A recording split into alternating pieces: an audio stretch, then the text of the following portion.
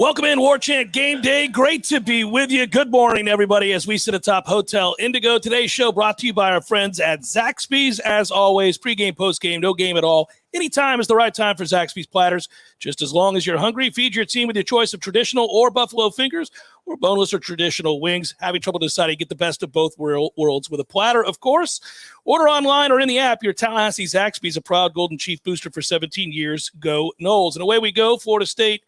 Battling a little bit of the flu bug. We'll start with that right off the bat. We don't know who's available and who isn't. Now, we can see in the chat already a lot of people are beginning to ask questions. These rumors get started early in the morning that so-and-so may be out, so-and-so may be also out. We don't know. But as we do the show today, we'll fight to get updates. We've got our guys there in the stadium right now. So Ira and Corey will be searching for that information, as will some of our other employees with Warchant. So if we can get something confirmed before the show's over, we'll let you know who's in and who's out. But a little something to cause concern in an otherwise game in which Florida State's favored by more than 3 scores. You kind of feel like, this was going to be an easy day to maybe get starters out of there if you played well. And now you're just not certain who's available. So that is something to keep an eye on. Yeah, and I'd rather go through the flu bug today if that's what's going to happen for the team this week than next week. Sure. So it's advisable, if you're going to have a problem, do it against a team like Louisiana, have it go through you then. But we'll keep an eye on it. That's all the reason you need to stick with Warchant.com with us on Warchant TV. To me, as long as the offensive line doesn't have the flu bug, we'll be able to run the football. That's what we do around these parts of Florida State. We run the football. We run it down 200-plus yards a game, down your throat. It's no longer some tricks. It's just straight at you. Come get you some. Yeah, no, that's the best part of this season is watching that offensive line emerge as a strength. For years we sat around talking about whether or not they could just be adequate and not be something that cost you a game every week. And now they're a reason oftentimes that you feel like you're going to win the football game. So that has been one of the many things that has changed over the course of the last 2 years. And I think obviously most Florida State fans, as they get up today and they watch this, and we thank you for doing so, probably in a really good mood right now. If you think about how healthy the team is, now again, we don't know about the flu bug, but in terms of injuries, this is the healthiest the team has been all year long. And, of course, you got your arch rivals coming up, and you got an opportunity to win 9 games in the regular season, 10 if you go to a bowl. Obviously, we'll see who the matchup is. These are all things that we were hoping for coming into the year, and to see those things realized and watch a lot of young men take a huge step forward obviously puts everybody that's a Nole in a place where they look forward to watching on Saturdays, but also look forward to the future, not just with what remains these 2 games, but on into the bowl season, on into next season.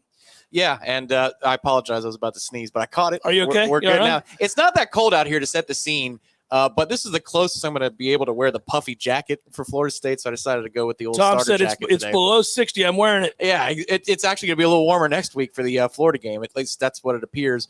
But today is not like that noon kick with Georgia Tech where it was hazy and foggy and just kind of a sleepy setting. There's more sun than the experts had thought there was going to be today.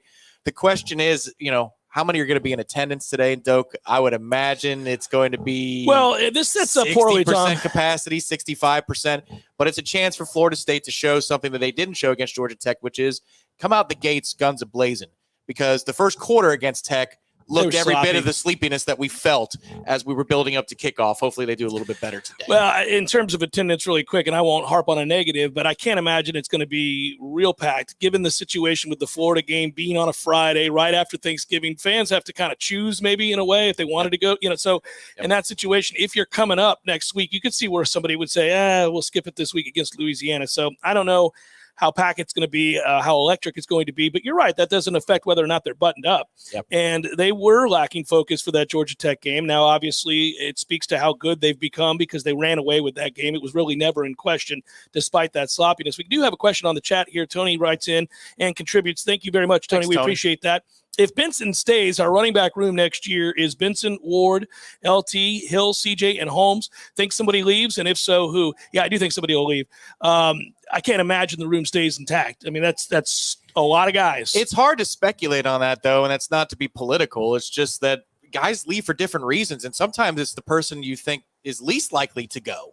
You can't know, because they get a better offer or another school in the Power 5 comes in and makes them a priority.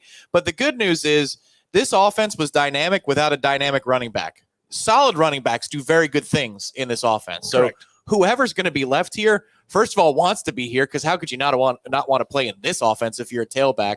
But they're going to do good things. That's just what you can expect from now on here. I would guess that one of the people that isn't leaving, so long as he doesn't decide to declare to go pro, is Benson. I mean, he's an emerging He's star. Already transferred obviously. too, so you got protection there. You got protection because he has already transferred. But obviously, I think one of the good things, even though he is close to amassing 1,000 yards on the year, he could do it over the next 2 weeks. Yep. So when you say somebody's 1,000-yard rusher, you realize like they haven't quietly gone about their business, but in a weird way, he's quietly gone about his business until the last 3 weeks, where he has made a huge splash, and you've watched him dominate games and run over people and show the sort of dynamic player that he is. But the reason I bring it up, it's a deep draft this year for running backs, very deep draft. Now, there aren't a ton of positions where that's true in this particular draft. You know how it works in the NFL. Every year there's a position that there's an overabundance of players. And when we see that, oftentimes we say, well, this is a bad year for so-and-so to come out because there are 9 guys at his position that are, you know, that's true this year at running back. So that might also help if he was deciding at that point, like, who am I behind? Well, I'd say he's probably, whether we think he's better or not, doesn't matter. I'd say he's probably right now behind 5 or 6 guys. Yeah. So, you know, it would behoove him, I think, to come back and be a preseason, perhaps all ACC, All-American type. I mean, he's that good. It's just cool to watch the journey that he's been on, because when he joined the program, he talked about how he can't wait to hit somebody. Mm-hmm. And, you know, you don't usually hear that from a running back. You hear that all day from a linebacker. So immediately I liked him because he wasn't going to shy away from contact. And then he, as good as he was in the spring game, which was really, really good, for that one stretch, it was like 7 touches for over 10 yards a touch. It was very impressive. He was timid to start the season. And you were wondering what gives. Yeah, he tiptoed against LSU a little bit. That was frustrating. He was in 5th gear all of spring. And then in the fall, he had a cameo in the second half against Louisville. That was a really good effort that day, the second half. And you thought maybe the switch is flipped. But Trayshawn continued to be the best running back on the team, and it wasn't close. And now Trayshawn's back at full health. And it's just, it's amazing. It's a completely different situation. It's cool to see because you knew it was in him. He showed all the skills at different times in practice and in camp, but now they're all out there on the field for the whole fan base to see. And this is why we were raving about him in preseason. This is why a couple of us said he might be a 1,000-yard rusher in the preseason because we saw all those tools. It's nice to see them all come together. We may also be right. So we'll find out if, in fact, he gets that to that number over the next 2 weeks. He's got a chance here today. And we, again, people have asked repeatedly in the chat. I know some of you are just joining us here as we're broadcasting live atop Hotel Indigo, and our thanks to Zaxby's as well. By the way, in the chat, thank you, FSU fan. We need more to Zaxby's in Fort Lauderdale. All right. You hear that, Danny? Get it together, there Zaxby's. You go. There's a gold mine in Lauderdale. They can't wait for you, or at least this guy is. But what I will tell you is when I think about the roster and you're asking, like, who's going to play, who's not going to play, and all that stuff, if you said it best, if the offensive line is intact today and the running back room is okay, you should be all right, even if, let's say, some receivers are out or a quarterback is out. We don't know. I know that's alarming. You hear that. And this isn't one of those we saw at practice. We know for sure. We can't tell you. It's not an embargo thing. It's the flu is fickle. You don't know. Yeah. Early in the week, most everybody that we saw did practice. Everybody was good to go there. The team, I described the team this week as very, very healthy. But the flu bug did hit it. There's no getting around that. Yep. And as the week progressed, you began to hear that maybe a couple of players, maybe 4 or 5 players, would miss this game. And then immediately, of course, what that does is cause everybody to wonder, well, which 5 players? Right, which 5? You know, or is this going to be an A&M situation from last week where a third of the team is out? You know, you just don't want to go there. I have a feeling that the A&M situation was a combination of I have the flu and screw this place. Right. Yeah. That's probably a fair assumption. Yeah, kind of a combo there. Also, it's worth noting, at least on Wednesday, things can change, but Coach Norvell had said it is Wednesday availability, which went only about 2 minutes. We don't anticipate any of the issues that were present on Wednesday to affect Saturday's game. So he was saying, at least with the information they had at the time in the middle of the week, we think everybody's going to be good to go. So I haven't seen any verified reports out there. Usually, Game Day, for example, the national show, will have a nugget here or there about guys who are playing and not playing. I haven't seen anything like that, but stay tuned to us at warchant.com because if it does come to warm-ups and there are no reports, then you're going to want to be on the boards with us because we'll keep you updated on who's taking warm-ups and who isn't. I'm kind of curious. Let's say worst-case scenario, and I would hate it to be the case because I like the numbers that he's put up, and Jordan's chasing some hallmark numbers as well, right? But let's say he doesn't play. Yeah. In a weird way, I'm almost – excited, not because I mean, I know Jordan Travis could play. Like, if you could promise the outcome, I'm excited. Well, right. If you tell me, listen, if Jordan's going to be good for the Florida game and he's going to be fine, and we're going to win today. And we're right. I kind of want to see how that would play. Yeah. How would Tate Rodemaker play? Again, that was kind of like one of the signature moments of the season when he came in the second half. Awesome. And obviously, when Jordan went down, we thought the season was over. And then he comes in, and unfortunately for Tate, early on, he looks like the Tate of old. He's just steady, looking confused and absolutely lost. And then something clicked, and obviously he made plays when they had to have it. And it was exciting to watch because you were happy for that young man who stuck it out. You were obviously happy for the team to get that win. Yep. It was important. But we really haven't seen – I know he got in the Syracuse game. There have been these little moments. But, I mean, if he had to lead the way, you kind of wonder how he would do. It is just Louisiana, but Louisiana's strength is on defense. Yes. And so that would worry you. Their offense has struggled. They've had multiple quarterbacks play this year. They've had some troubles with the offensive line. They lost 4 or 5 really good starters when Coach Napier left and took the Florida job. So their whole roster kind of flipped, which is why they're 5-5 in the Sun Belt and struggling. But they have played good defense. You're not watching Louisiana losses and seeing scores of 45-10. You're seeing 23-16. 21-17. Those are actual losses that they had this year. So they have held people back. So you just wonder how Florida State would play. I'd prefer to see Jordan start. Don't get me wrong. Yeah, me too. The thing I'd say, though, about Tate, the reason I'm okay if that has to be the path, is Tate is not a statuesque pocket passer. Right. You can move him. You can move him. You can roll him out. You can run a lot of your offense. You can run the read option, and he can make you pay. If you sell out, he'll run for 20 yards on you. It's not that different. Of course, Jordan is unbelievably gifted in the running game with his legs, but Tate is not punchless there. So we always have fun with it because every time Tate runs, you're like, oh, he's a little better athlete than you think. That's one of the best parts of practice where he shows it off, man. I think that dude could do multiple backflips and stuff because after the water breaks in practice, he'll run from one corner of the fields to the other, which is it's a good distance. And he'll race Duffy and the other guys, and he dusts them. Not Jordan. Jordan doesn't try that because Jordan would win. But he dusts these other guys. You go, all right, Tate, I see you working. And that's the key. Again, if you've got issues today, just run the ball. And we're already wanting to run the ball. That's our first plan and our second plan. So stick with that today. Offensive line's good. If they are, then we're good to go. And oldie but a goodie on the chat, Victory Cheese Balls writes in and contributes. We always appreciate that. Is it too early to start drinking? Go Noles is what he writes. Well, the people here say no. I see mimosas. I see beers. I see a high noon over there. I see cheers, everybody. Here we go. Cheers to all of you guys. And cheers to you guys. If you're ready to start, it's a noon kickoff, guys. Soncha. We don't have to baby this thing. Get started. I mean, we're doing a lot of broadcasts, so we're trying to keep it together a little bit. But I believe if I can get to the front of the line, the next break, there's going to be an orange goblet over here for the second segment. A mimosa to start the day? Yeah, absolutely. Can't go wrong with that. So it is that Florida State could get to 8 wins today. Let's get back to this and talk a little bit about the hows and whys. Well, obviously, Jordan Travis took a step forward. Obviously, the receiving core, which was one of the worst in Power 5 last year, became a plus for this group. Obviously, your offensive line took a massive step. I mentioned Jordan Travis. He obviously got a lot better, especially throwing the ball down the seam, which was something that I thought he struggled with a year ago. He's so much better at it now, and I'm very comfortable watching him make all the throws and reads. It's great to watch. The defense has played better. When Fabian Lovett's in there, it makes a world of difference. Yep. Tatum Bethune cannot be ignored as a huge anchor for this team at linebacker because, frankly, they got 2 good linebackers. That's all they got. It feels like he's coming back, too. It's interesting to talk about that. He loves college football. Yep. He's not a high draft choice in the making. And I mean, I like that kid. I wish he were a high draft choice. I'd like to see him, his hard work pay off and he gets paid. He may get paid right here. If he's projected to be a 3rd or 4th rounder and he can make, a few $100,000 here, it might be better than making a practice squad somewhere. So, hey, come on back, Tatum. We could use you. The cell tower in town, even for a game that's not as crowded like this one, it's slow, so forgive me. But he tweeted something this week when Johnny Wilson announced his deal with Rising Spear, which was a great good sign. Another good sign that Johnny Wilson's going to be coming back.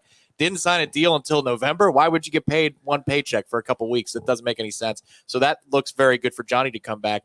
But Tatum reacted to it in such a way on social that I thought, oh, okay. Like he's very happy that this development happened. Well, why would you be especially happy? You like your teammate, but it's because you want to win next year. So we need that at that particular position. I also think, by the way, that the question marks we have about who's coming and who's going and who's staying. I mean, more questions about who's coming in, obviously, because they're going to hit a couple of transfer portal guys. We know this. They do every year. So we're still waiting on that. And there's some speculation about who some of those players might be. We know who has said yes verbally in the recruiting class, and signing day is rapidly approaching. And then you think about roster retention, which players you need to have come back. We start with that conversation every time with Jordan Travis, obviously. But I feel like the answers have already been given. I mean, if you accepted an invite to the Senior Bowl, you're gone. Yeah. And so Fabian Levitt accepted an invite to and I don't blame him, by the way. They're getting old with the COVID extra season. Yeah. Well, if you're an interior defensive or offensive lineman and you've had an injury at all, at that size and weight and his age, you got to go. I mean, I think you got to go. I mean, unless you're going 6th round and you can make some money to come back here. But, yeah, I think he's gone. You know, Jamie Robinson accepted an invite to the Senior Bowl. He's probably gone, right? I mean, if you accept that invite, I don't know what else he could do. Last year. Yeah, I don't know what else he could do here. He's been good. I mean, take it on down the road, get paid. So he'll do that. So those two are gone.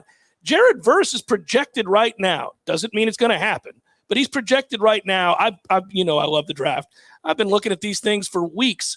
He's moved from late 2nd, mid-2nd, early 2nd, late 1st, mid-1st in some people's projections. So he's gone. I mean, he's going to go to the league. If you're a first-round pick, you got to take it. You got to go. And nobody could blame him. Well, and do you think the combine is only going to strengthen his case? Because I sure do. You know, beyond what the film says. Oh, wait till he gets there. He's absurd. Yeah. So he's gone. So those 3 guys, I think you can bet, are gone. And then I've given you my thoughts here, and we got to catch up on some awfully kind-hearted souls. Yeah. But I really think Vincent comes back in all likelihood. Now, if he goes for 200.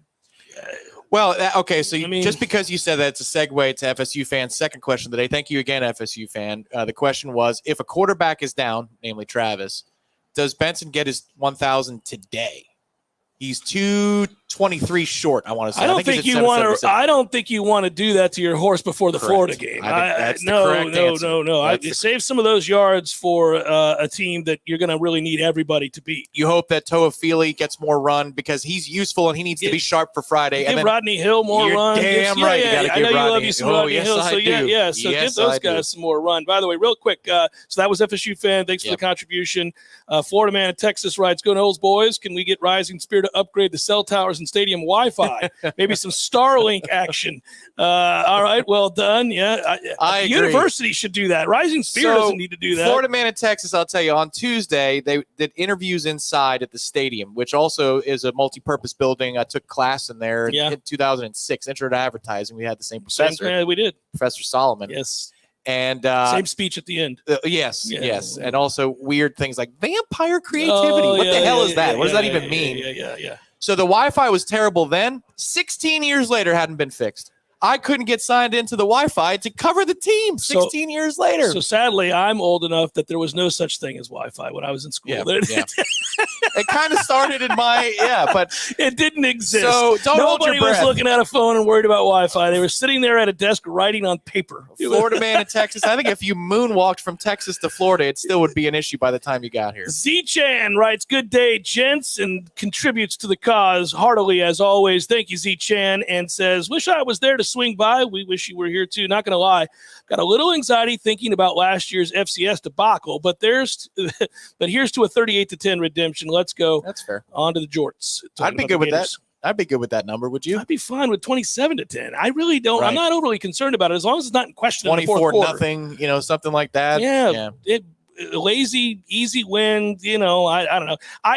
Where you would get nervous, and I think all of us wonder about again, if in fact the flu is running through the team, and you don't have a lot of bodies, and this team you're playing today is fighting to get bowl eligible, so they're inspired, they're going to play their hearts out, right? They're trying to get to a bowl, even in general, because you play in this stadium, right. So this is already the Super Bowl for them, and they're trying to get bowl eligible, so you're going to get peak effort.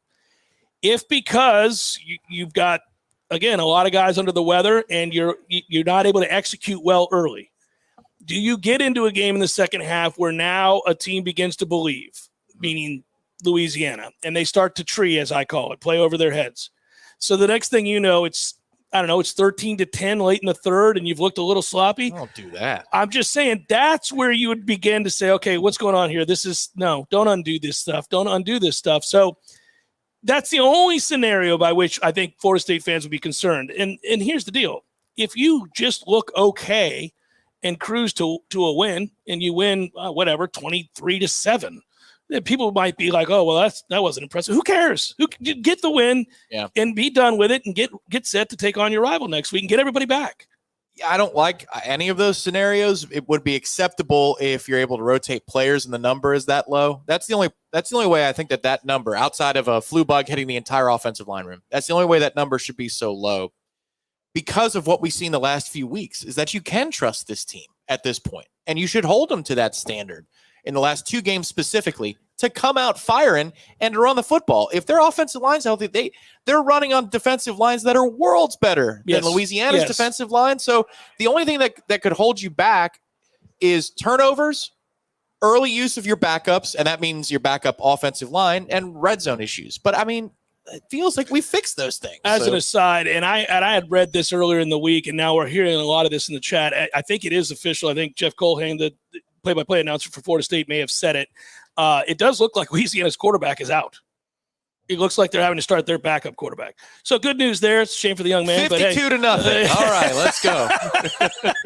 We're not going to lie. That's pretty good news to hear. I mean, I wish that young man fourth week in a row. Hopefully he's okay. But that's the 4th week in a row you've had an opponent with a quarterback issue. Tragic. They better bubble wrap Anthony Richardson. Let's see if that streak can keep going here next week, man. Or don't. Hey, that's all right. Yeah. So that it does look like they're playing with their backup quarterback, who, by the way, hasn't been good.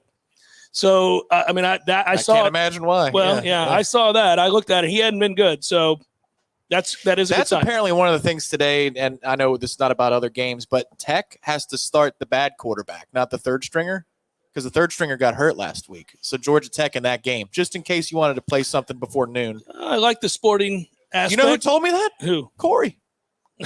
He was like, hey, man, just in case. I love you looking out good like job. that. That is good looking out. Yeah. It's not a great slate today. We talked a little bit about the games Pac-12 at night. That's this is a weekend for them to showcase. Well, in terms of the top 25 scoreboard, some people driving around listening, maybe wondering what we're talking about here. It's not a great schedule today. And to the 400 plus of you right now that are watching, thank you for being here. Make sure to like the video, subscribe to Warchant TV. It's absolutely free. So we appreciate your support. Yeah. TCU Baylor is a decent game. Illinois, Michigan at the same time at noon could be a decent game if you wanted to keep an eye on Florida. That could be. The matchup for Michigan, that's interesting with Illinois. Yeah, Illinois can play defense, although they're waning now. Oddly, I wouldn't watch this game per se, but Liberty and Virginia Tech. Liberty's probably going to hammer Virginia Tech. Duke Pitt. We have a friend that seems to think Duke is an upset pick on the road against Pitt. So that'll be interesting. K-State, West Virginia. It's just not a good slate. The 45-unit friend. That's him. I mean, come on, for the loyal people that were there yesterday and today. There you go. Yeah, there's your nugget. Well, I don't love. I don't know about that either. Why is it always the Pitt game too? He did that 2 years in a row with UCF, and Pitt was on the wrong side consecutive years. Yeah, I don't love it. Something about Pitt. Kansas, Texas, by the way, could be good. There is Miami and Clemson, and I think Miami may get run out the building. So that will be an interesting game. That one is interesting to me. You think they'll show up? If it's Knighton and Jakari, they could run on Clemson. Clemson's vulnerable. I don't think they do enough. No, not to win. Just that number's around 20. It's 19.5 is what I think it was. Yeah, it's a big number. It's 20.5 before kickoff. Oh, there you go. Search around. NC State, Louisville. NC State, Louisville. I'm going to call my shot here. Louisville wins that game. Do you think that Kentucky makes it interesting at all? No. Okay. All right. Fair enough. If Georgia has got any amount of focus, no. The answer is no. All right. As we continue to broadcast here atop Hotel Indigo, we want to say thank you for tuning in. We'll take a real quick break. Tom can get his mimosa. That's right. Get the second half of the Director show. Ben, give us an extra 60 on the back end. It's usually only a minute break. We're also looking to find out if we can get some confirmation. That's another reason to add that 60 is trying to get some more confirmation about who's in. Professionalism. And who's out for Florida State, given the flu bug this week. Got no confirmation right now, only whispers and rumors about who's in and out. We'll try to get some information before the show ends. Warchant GameDay. Be back in a moment. Something big, something huge is taking over the world of chicken sandwiches. Zaxby's new signature sandwich with Zax sauce or new spicy Zax sauce. Because the chicken sandwich war ain't over yet. The new signature sandwich, it's taking over. And it's only at Zaxby's. Warchant.com has been the definitive home of all things FSU sports for over 20 years and is now part of On3, the next generation network. Warchant.com has the most experienced, tenured, and largest staff on the Florida State sports beat and now features innovative resources, including an NIL database that projects player value and a truly aggregated composite recruiting ranking system that will set the bar in the industry. There are no words to describe the perfect pairing of Zaxby's hand-breaded fingers and our 12 delectable sauces. But there is a sound, and that sound is The Zaxby's Chicken Finger Plate with endless sauce abilities. Only at Zaxby's.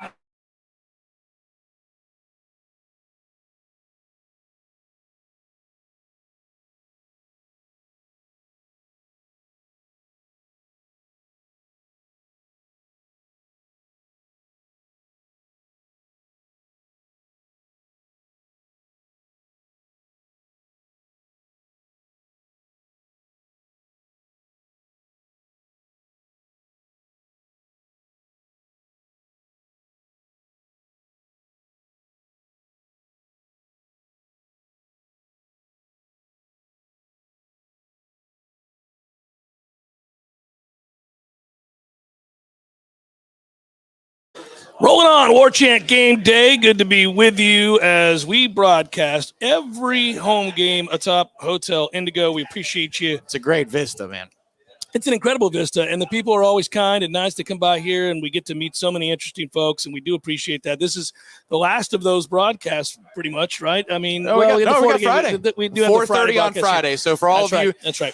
I think a lot of folks throughout the state have had to make a decision. Do you come to this game, or do you go and cut Thanksgiving a little short, go to bed early so you can get up here on a Friday?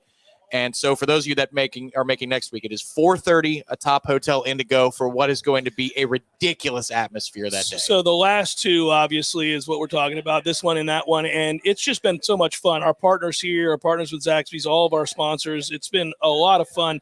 And you're right. If you haven't been by here and you're coming next week, make some time to swing in here and see this place.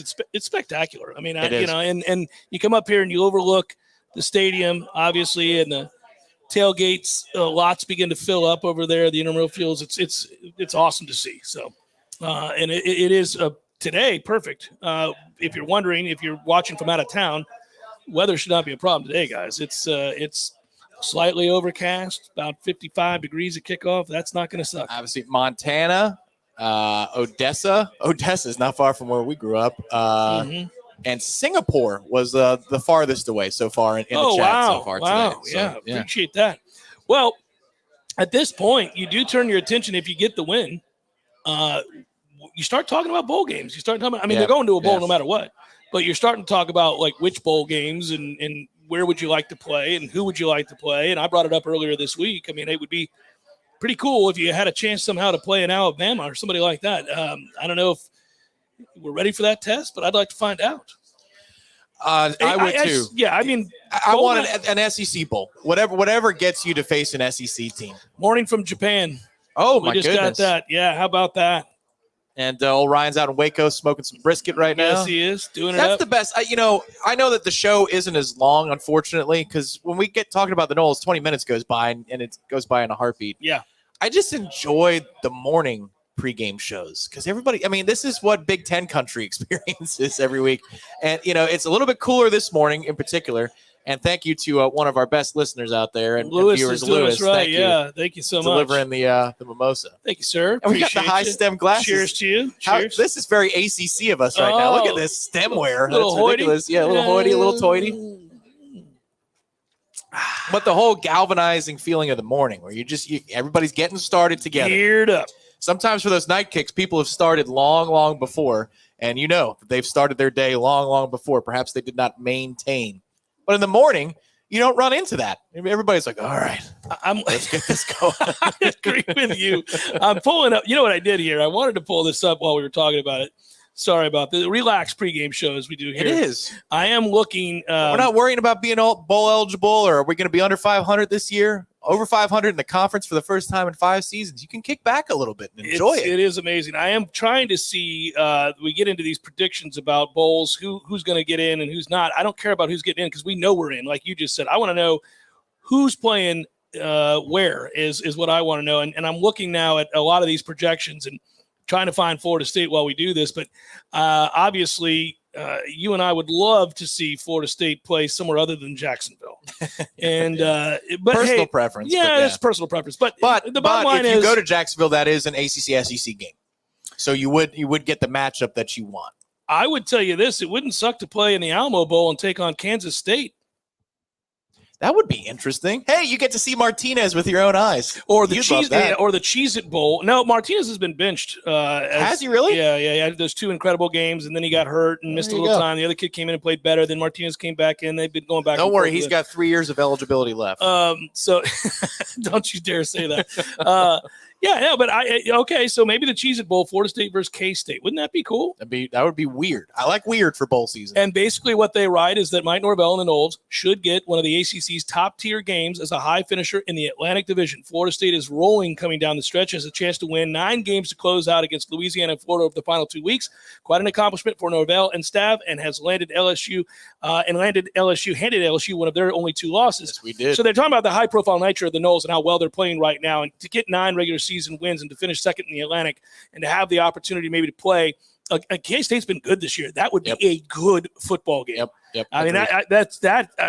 Let's go. I'm in on that. Look, it stands to reason. It's common sense, but win today, win on Friday next week, and you'll get a better opponent. Chances are you're going to get an interesting and fun opponent. And the ACC, anything can happen apparently in the ACC. If NC State can drop to Boston College last week, which even with a third-string quarterback, what the hell are you doing, NC State? That's crazy. There has been talk of the Holiday Bowl too, Tom, and that would be Utah perhaps as our opponent, or UCLA, just depending on how they finish. That'd be fun. So just some ideas of bowls to kick around. Listen, at the end of the day, because we haven't gone bowling in a long time, I make fun and roll my eyes at the idea of playing the Gator Bowl, but truthfully, I'm just excited to go back and cover a team that's going to a bowl, that's playing well, and wherever that is, that'll be fine. It's just you want to go on a journey with this team. You want to, that's the thing. That's the best thing you can say about this group is you're excited. And you said this, you hate Mondays because it's so far away from another day, another chance to watch this team play. Yeah, they're really likable. And it's criminal that you only get 13 chances. So embrace every single one. Embrace today. This is a fun group to watch. Also, when you're emerging from something, it's a lot more fun. That's why 2010 has always been special to me because of the time I was an undergrad. Yeah, how bad they were, and then you got to see them emerge into something else. Oh, we're back in the conversation. Like, for real, we weren't frauds because we started at number 8 in the preseason and we fell out of the rankings by week 4. There was about 5 years of that. 2010, we were legitimately a good football team that just wasn't deep enough. And this is a legitimate good football team, too. I mean, if you gave – yes. Legitimately good football team. I think – for Florida State fans, and again, it depends on your age and what you've been through and seen. If you've seen them be great and fall off a cliff like we did, and then bounce back and then win it all again, and then fall off a cliff again. Meaning you're old like me, you've seen all these things. Yeah. Then you do learn to appreciate things, but you also learn to recognize the signs when a program's on the ascent, not just because they're winning games, but the chemistry and the culture and the you identify certain aspects that are very similar to those other times, those other markers of their past where they were on the verge of being great.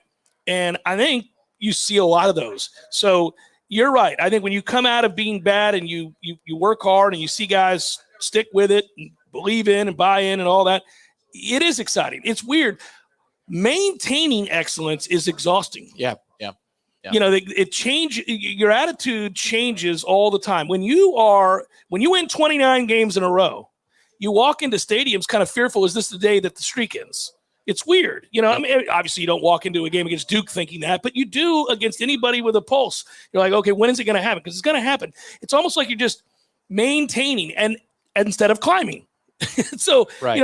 making strides, I don't know. Yeah, what's he going to say if they climb the mountain? Is it stay? Is there going to be an acronym for STAY? Well, that's why we're always impressed with programs that have done it. That's why Bobby Bowden will forever be, amongst many other reasons, one of the all-time greats, because Florida State did things that people don't do. They were top 4, 14 seasons in a row. You don't see that. Not even Alabama. Obviously, you look at this and you watch. But if you do win championships and you have a standard that is to be the very best in the sport, the way Georgia is now, that's a lot to try to maintain. It's impossible.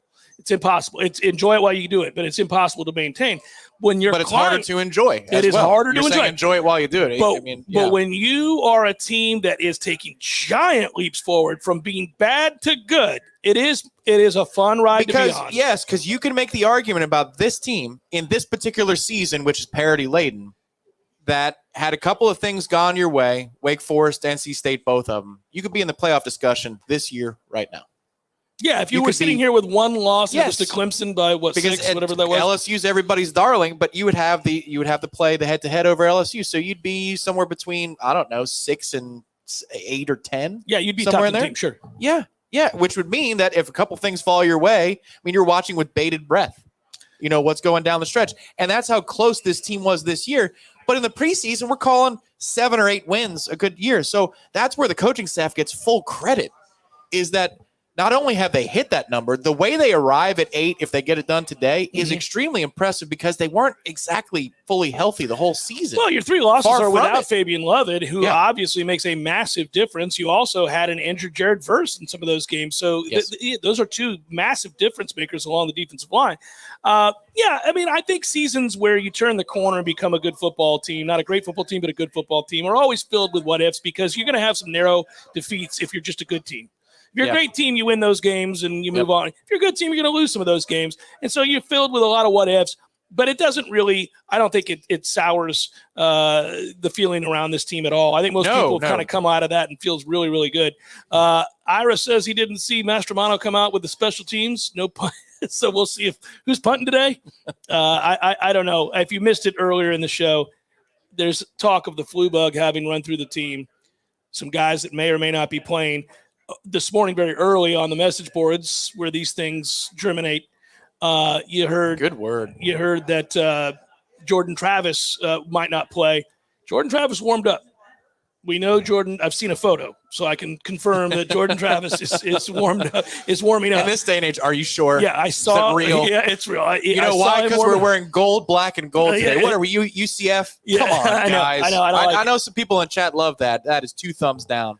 Yeah, there's both of them. Yeah, I don't like it. But yeah, he's warming up. I wouldn't think if you had the flu that you'd be out here warming up. So good sign that he's probably going to play. Tom writes, beat Louisiana for Frank the Tank, old school. Yeah, appreciate that. Thank you, Tom. That's funny. We'll see. I will tell you that without their starting quarterback, and they have struggled on offense. Yep. And this defense has been rolling. This defense has been good.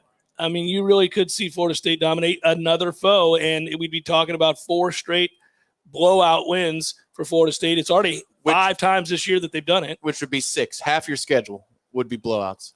I mean, who would have seen that coming? Maybe that's even more impressive than getting to the number, is that you arrive at 8 wins and 6 of them in the second half. You're just saying, tra-la-la-la-la, can I get a refill? That's amazing. It's been a long time. 2013 dismantled people, and this team's not that team. I don't want to make that comparison in that way. But, yeah, I mean, you would sit around those games and say, how quickly am I going to be watching some of the other games? How quickly am I going to just start drinking? Just like this is silly, I mean, that's you. Pre-game, in-game, post-game. It's kind of like our Zaxby's read. No, man. Although today, maybe I'll see you for a happy hour somewhere. I'll be done around 5. All right. Well, come on. I think little 8-3 action. Let's go. 8 wins is a lot to be excited about, and I think 9 wins even more exciting. So I'm hoping, obviously, today that we get out healthy. That's the only thing that you're really worried about going into this game. Clock in, stay healthy, win, and clock out. Yeah, it's a business atmosphere today. Really quick, we will do who's hot, who's cold. But first, I want to remind everybody, for the best game day apparel in Tallahassee and online, support Garnet and Gold for all your FSU needs. Garnet and Gold is locally owned and operated, and their owners are FSU grads too. Noles support Noles when they support and shop at Garnet and Gold. We appreciate that. More of Warchant GameDay in a moment from atop Hotel Indigo. We'll come back and wrap it up here, do the final 15 minutes, and give our predictions as well. Something big, something huge is taking over the world of chicken sandwiches. Zaxby's new signature sandwich with Zax sauce or new spicy Zax sauce. Because the chicken sandwich war ain't over yet. The new signature sandwich, it's taking over. And it's only at Zaxby's. Warchant.com has been the definitive home of all things FSU sports for over 20 years and is now part of On3, the next generation network.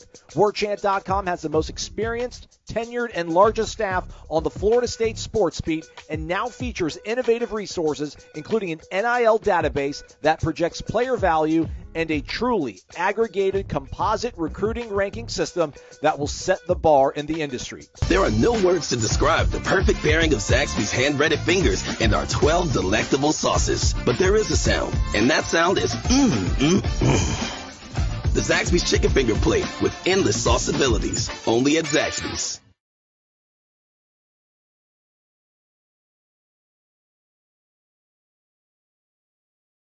Yeah.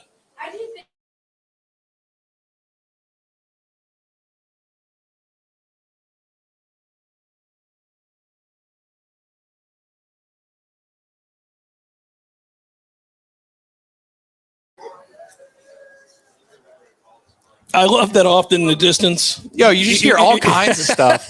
So the war chant, one dude is doing the war chant down by the IM lots right now. He's feeling it, that guy. Yeah. He got up early. He proved me wrong. Yeah. You know, when I said that nobody has not maintained this early in the morning, that guy has not maintained. He may have carried over from the night before. Yeah. He's like, let's go. Let's go. You know what I like to think is that he passed out outside of Collegetown. Woke up. He just woke up. Yeah. He just woke up. Whoa. All right, game day. Here we go. Yeah. You and I joked that we would have never made it through school if any of this stuff existed. I'm not joking. I mean, that would have been tough. No, I did not have the self-control. Who's hot? Who's cold? Brought to you by Barno Heating and Air Conditioning. Turn to the experts at Barno Heating and Air Conditioning to make your home and fan cave the ideal temperature today. Online at BarnoAC.com. There he is. He's found a couple more, I think. He's got it. He's on. He's pumped up. Hot and cold. Florida State's hot. The offensive line. I say it every week. You got to stay with it. Benson in the offensive line. I mean, I just include that entire group. Yep. It's unbelievable what they've done. I don't really know right now. Cold. I got one. Okay. Communication on what network that you can tune into today. It's an opportunity because in the chat every 5 minutes, how the hell do I get the game today? All right. So I'm going to break it down for you. There are going to be different answers for many of you out there. So that's the first part. It's not great. This is awesome. I'm glad I asked these questions. Here we go. It's not a one-stop shop. ESPN Plus.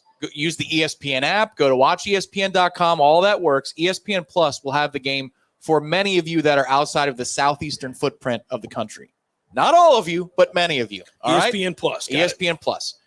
Then it's also on regional sports networks, like the Bally Sports of the world. So if you've got a Bally in your area, there's a chance the game's going to be on that one. If you're in the Northeast, it might be on Yes Network, for example. I know. It's stupid. It's annoying. So you might need a Bally Sports Plus if you don't have Bally on your normal cable provider. You might need Bally Sports Plus on an app, which you can stream to your television for today's purposes. What I would suggest to you is to get a 7-day free trial of Bally Sports. Set a reminder on your phone for Monday. Cancel it. Yeah. That's literally what I'm doing in my home. So for the watch along, that's how I'm watching today, is with a Bally Sports Plus free trial for this game. Miami fans could not do that because they're on Bally every week. So they would actually have to pay the money for Bally Sports Plus. Yes, so it's ESPN Plus or Bally Sports Plus. I would sort that out in the next hour so you're not pissed off at 10 afternoon. I'm sorry it's not easier. I don't make the rules, but that's how it is. Well, it's what happens when you're playing in Louisiana. So that's cold. Yeah. The communication on that nonsense. Perfect. Who's hot? Who's cold? Brought to you by Barredo Heating and Air Conditioning. And that gets us to, an elongated predictions segment that we'll do here in a minute. And I'll get to that. I predict people will still be pissed off about the TV situation come about 12:15. You know, I joked with you one time because the world we live in now in terms of the different sports packages and the Hulu Plus and YouTube TV and all these different things, when one day I woke up and I was going through, you know, you see these commercials, they tell you to look at things that, what are you spending money on that you don't even realize? Yeah. I've been subscribed to networks for years and they've just bled me dry and I didn't even know it. I'm like, I'm paying these dudes $40 a month. I didn't know that for the last 2 years. You had cable for a period of time in which you had YouTube TV for no reason. No reason. You were spending $70 a month for like 2 years. I didn't even know it. You're like, Tom, they're still getting me. I'm like, I called you better stop. I called you that day. I was flabbergasted. Because it was an automatic rollover and I didn't look at it and it just came out each month. That's how they do it. That's how they get you. By the way, sign up at warchant.com. I probably blame my wife. $10. She spent $70 again this week. What is she spending $70 on? This is not like that at all. Sign up at warchant.com for $10 between now and August 31st of next year. It's an unbelievable deal. And it'll be well worth it, even if you get re-upped to the full price. I mean, you get 2 years basically for half price. So warchant.com, sign up $10 between now and August 31st of next year. Is this the last week that we can do this one? No, that one's done. It's done. Okay, good. All right, we'll mark it off then. All right. It's time for us to get to these predictions. We do have about 10 minutes left in the program, so we can go broad here. Today's game predictions brought to you by ABC Fine Wine and Spirits. Find an ABC Fine Wine and Spirits throughout the state of Florida and become an Access Rewards member today. Also, be the hero of your Thanksgiving proceedings. Happy Thanksgiving early to folks out there. If you're going someplace you don't want to go, or you do want to go and you never know what to bring, just go to ABC. They've got all these baskets that have wine and chocolates or a spirit and a highball glass. So they do the thinking for you because nobody will say no to a nice bottle of whatever their favorite spirit is. So that's where ABC is good for you. All right, so we both obviously think that this depends on who plays and who doesn't play. I mean, we got to start with that caveat that we're not certain who's in and who's out. Pete Thamel, who now goes by Thamel, it's like there was a Miami player. Who was the Miami defensive back who changed his name? You can go all the way back to Joe Theismann when he was in college. That's right. Yeah. A lot of guys have done that. Surtain. Surtain. He went back and forth, I think, 3 different times. But he's saying that Louisiana's quarterback, their starter, is not playing. So you can take that to the bank, and that should influence your final predictions. I already said it, Tom. It doesn't matter what the hell Pete Thamel says. I already told you all that he's not playing. So let's just go with that. That's the end of that. Next. Somebody texted you and alerted you? I was aware that the young man was not playing. I gave Jeff Colhane credit, our own play-by-play announcer. Come on now. We don't need to give Pete any credit. So there's that, yeah. But we don't know, and we still haven't got anything else in regards to the rest of the roster. We do know that Jordan Travis warmed up, so that's important. The fact that he was dressed, you wouldn't have him around his teammates and warming up if he had the flu. That is correct. Yeah. So I feel good that he's going to play, and it'll be a matter of everybody else. I'm really curious most about the offensive line. Especially since Louisiana's starting quarterback is out, I'm less worried about their offense, which wasn't good to begin with. They do have a kid named Jefferson at wide receiver. You'll hear his name called a lot today. He is their target, and he's a good player. He's going to play in the league. He's 6'3". He can really run. He is their most dynamic player by far on offense. So when you hear Jefferson on the catch, just remember that, watch him. He's going to be out there a lot. But they really have lacked big playability despite his ability, and that is because they've just been rotating quarterbacks, and their offensive line has been up and down this year. So, and they're not, Chris Smith is their running back. He's a good running back, but he's not an elite running back. So I don't think that this is a team that is going to go up and down the field on you, is my point. So I feel better about our situation no matter who's out on offense, given that their offense is not going to put up a big day, I don't think. Yeah, I agree. And look, what I saw on Tuesday in practice is this defense continues to be hungry. You're coming off of several blowouts, no touchdowns in back-to-back weeks allowed for this defense. And some of that is technical. Maybe Dino wants to run a play with under 10 seconds to go from the 1 yard line, but who cares? 2 weeks in a row. They didn't practice like it on Tuesday. They still continue to attack. If they bring that mentality against a backup quarterback today, you could very well be looking at 3 consecutive games with no touchdowns surrendered. That could be in play today. That's really hard to do in modern football. The rules are set up for no matter who you to play. score. It is extremely difficult to do that. So if they do that, I'll be surprised, just because I'm always surprised if you hold people without a touchdown in this day and age.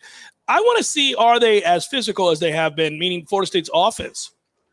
And in the run game, they've been that, but the receivers have been relentless. I mean, That's you're watching, the receivers have been so good blocking downfield, so committed to one another. And also, how many times have they brutalized a defender after a catch? I mean, we've seen countless stiff arms and guys getting run over. And the other part about that is Micah Pittman blocks guys into the bench and then tells them about it over and over again. I mean, I keep waiting for him to get a penalty. I love him, though. Keep the mindset. So, but can we talk about that very briefly before the predictions? Because both Micah, that's the pedigree of where he comes from in that family. His dad was badass. Physical bunch. Yeah. But both Micah and Johnny Wilson are from California, Calabasas, California. Stunning. Tough dudes from the state of California. Probably the only 2 that ever lived. I mean, how about that? It's unbelievable. You have been for years saying, I don't trust kids from Cali. I have. They are the antithesis of what you're talking about. They are. I know. It's shocking. We should celebrate this moment. We should. Yeah, I agree with you. Good for him and good for them. And by the way, that receiving core, when you think about McClain at 6'4", Wilson at 6'7", I know Micah Pittman's only 5'10", whatever he is, but he's a little ball of muscle who cares deeply, and he'll hit you. You just got a lot of guys. You think about Portier's a big kid too. What I found interesting was this week, because sometimes it's what you say to the media that actually matters, because coaches want to send signals, send messages to their team, or they don't want to heap praise because they don't want a kid's head to swell. Right.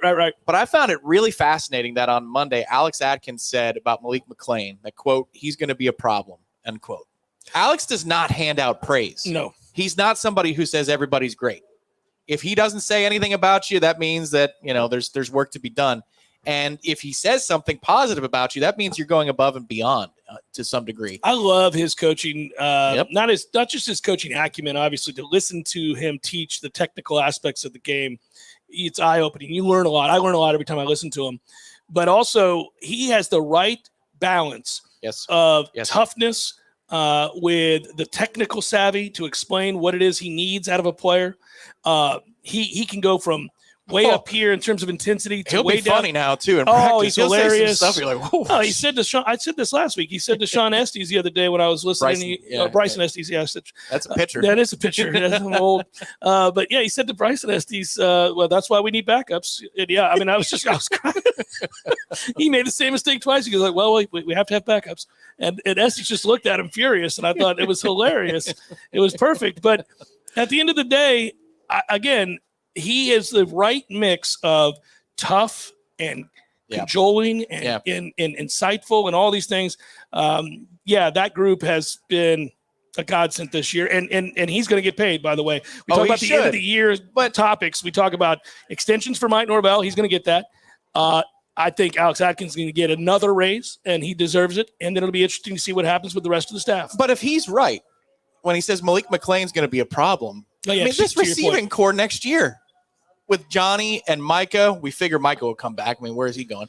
And I don't mean that in a bad way. It's just he's not going to be drafted in the 3rd round or 2nd round or anything like that. So Malik McClain, Johnny Wilson. Right. Kentron's gotten better. Winston Wright comes back. Right. Because he didn't play this year. Jakai has been a nice piece to the puzzle. You want different variety of receivers. And you have a 5-star wide receiver coming in. And Deuce Spann. And Deuce Spann will be better. I mean, they've gone overnight from a laughing stock. And Pokey's been great this year, and he's been here forever. How about somebody's faith being rewarded? That's Pokey Wilson. I love those moments that Pokey's had in the biggest games. Yeah. That touchdown against Miami most recently. But that was a tough catch, too. Yeah, he just kept running. It was beautiful. Dropped it in there. But also you think about his game against LSU, obviously. We've talked about that. But he has shown up big in all the big games and had the big moments. And that's exciting for a kid who bought in and continued to play hard and continued to work hard in practice. Bought in 3 times. Three times he's had to buy in. Yeah. So you love it. All right, let's get to this prediction here as we get set to say goodbye. It's a hard thing. Whenever we do point totals. And by the way, you and I'm going to brag on us for a second. We've been been really good this year. I mean, we've had a couple times where we nailed it or we're right there within a point or two. Within a point. Okay, so I got Clemson exactly right, unfortunately. Yeah. I think I had a 38-13 prediction at one point. It was like 30. It was it was very close. I was off by 7 total points with Georgia Tech, and that's because of the late garbage time touchdown. Because I said 42-10, it was 41-16. And I had the Miami game. You had the Miami game closer. Closer. I had the 40-burger call, which was correct. Yeah. And then last week I said we're going to get to the precipice of 40-burger, but we're not going for the 40-burger, which was correct. All right, well, so what do we think about today? Again, given what we've heard and what we haven't heard. It's changed. It's changed now because of their starting quarterback being out.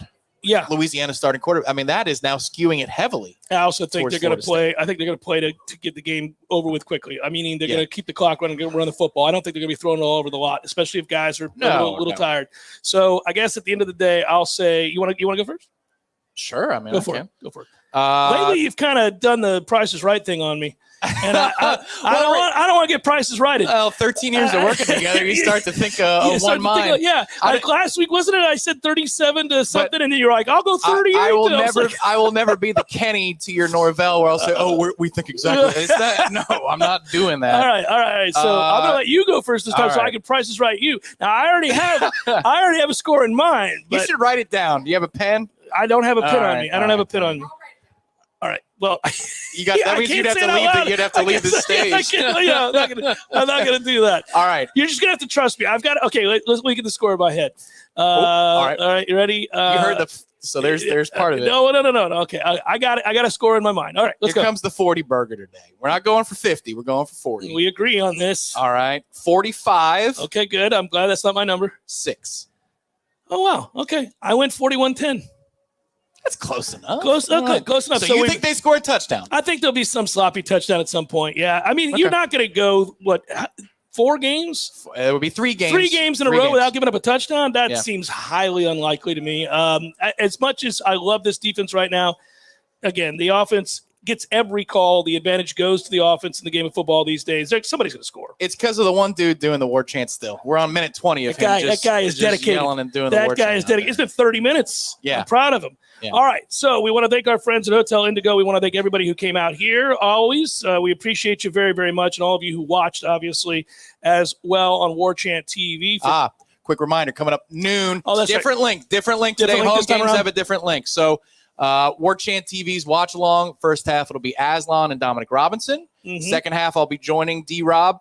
Hopefully, we're just having conversations again. And then the post game with you and Gene afterwards, about 15 minutes after the game ends, you can get Tom one and Gene continuous link for that. So the watch along and the post game are together. So hang out with us from noon till about 4:30, 5 o'clock. And hopefully that means it's an 8-3 kind of Saturday. We hope so. And again, thanks to all of you. Go Noles. Until next time, be well, everybody, and happy Thanksgiving. We'll talk to you next week. Take care.